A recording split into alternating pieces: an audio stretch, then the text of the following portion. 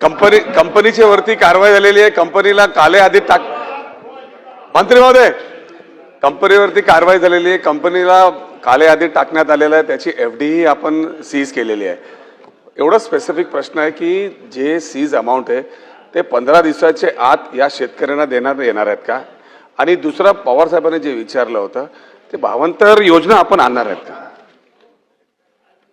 अध्यक्ष महोदय, अशी कुठली सीज्ड अमाऊंट त्यांच्याकडे नाहीये. त्यांचे जे हो सिक्युरिटी डिपॉझिट नाहीये.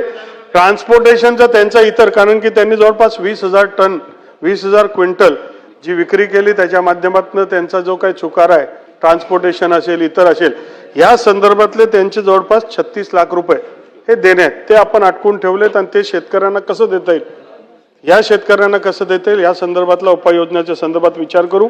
आता मागची योजना जी आहे ती खरेदी झालेली आहे. हे साधारणतः 11 लाख क्विंटल जे आहेत, 11,21,000 क्विंटल ही खरेदी झाली. याचे चुकारे सगळे दिले गेलेत. पुढची आता खरेदी होईल त्या संदर्भात विचार. भाव अंतरचा विषय नाही, मला नाही माहिती त्याच्यामध्ये.